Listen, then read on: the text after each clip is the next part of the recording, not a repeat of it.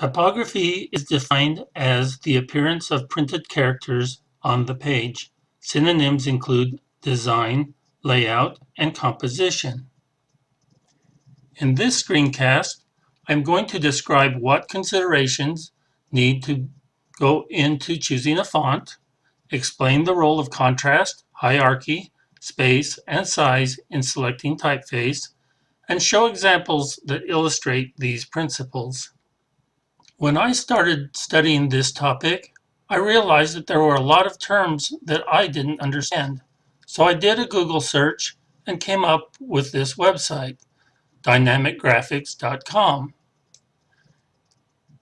In this website, we find a lot of terminology, a glossary, you might say, of the different terms that exist in typography.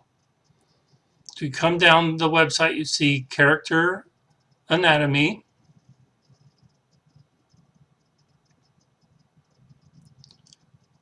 a lot of the definitions of the terms that are most common, symbols that are used in typesetting, and general terms that need to be known to better understand the subject that we're studying. I found that knowing these terms was very helpful in consideration of choosing a font. So what goes into choosing a font?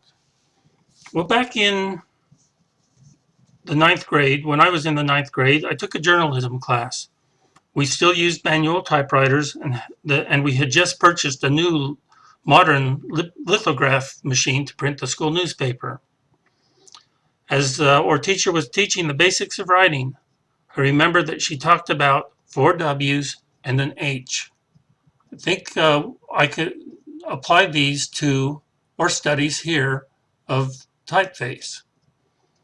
Who, what, why, where, and how.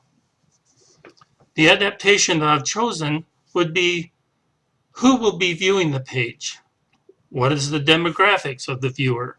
Their age, their education, and gender. What are they viewing? Is it a site for education, music, news, sports, business? Why are they viewing?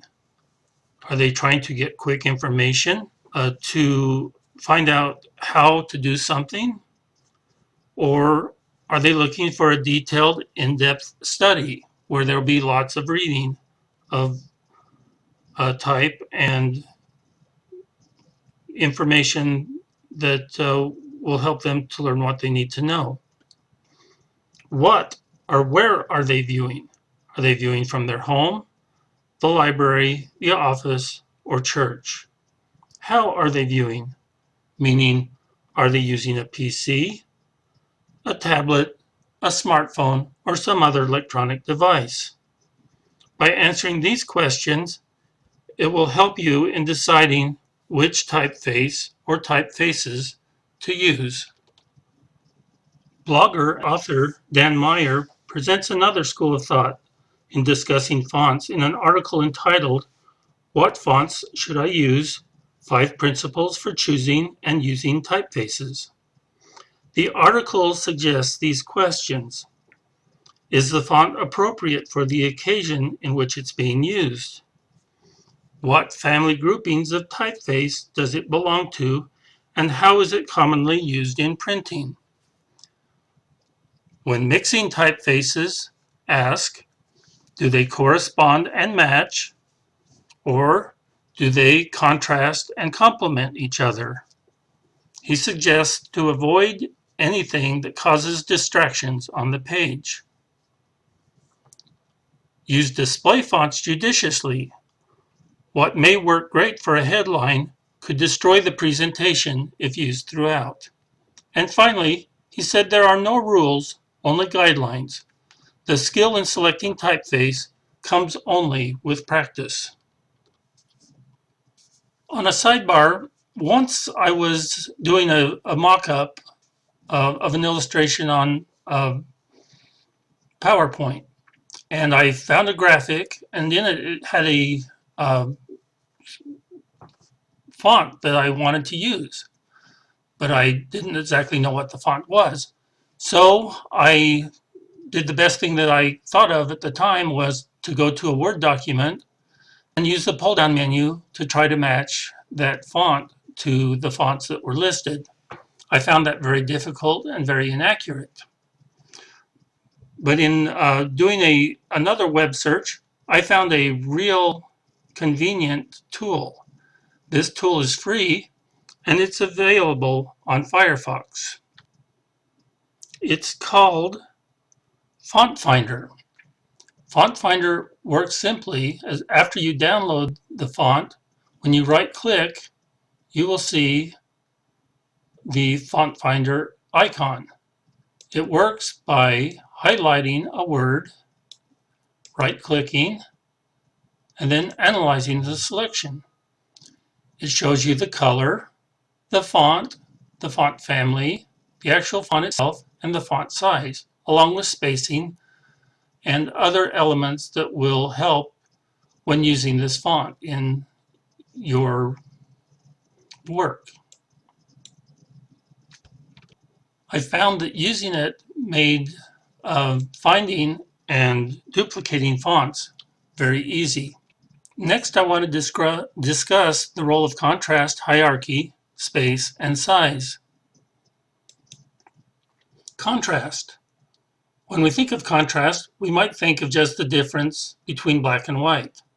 Contrast also exists in color, in different shades, and also the intensity of color.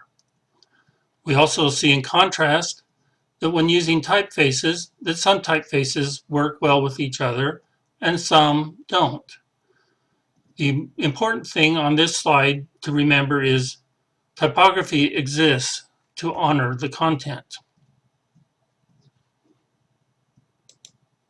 Hierarchy. We can see the advertisement here has lots of hierarchy. I think it's well explained by the graphic down below. This shows different sizes of hierarchy. Title, I'm a heading, I'm a subheading, and I'm the body text. It also can be illustrated using color, different types of typeface. So here we have a heading, a subheading, and different types of typeface.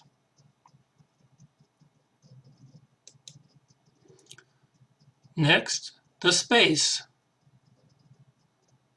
This graphic was found on a website from actually Hong Kong. It caught my attention as I was doing a Google search for the illustrations.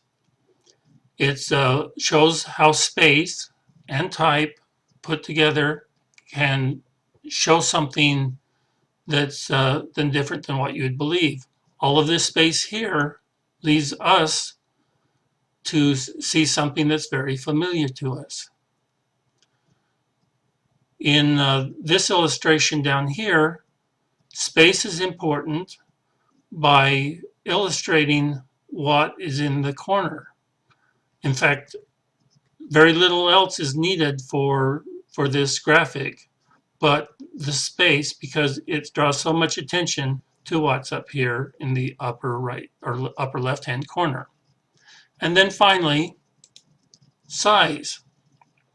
There are many different font sizes. We need to remember that size does not only refer to hierarchy, but it's probably more importantly to readability.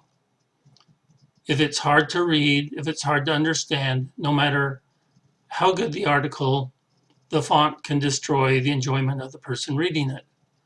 Another thing to consider when dealing with size is to consider the output device when selecting font size, such as the difference between the font size in using a PC versus a smartphone. So follow these principles and always remember that the quality of the type is always better and more important than the quantity.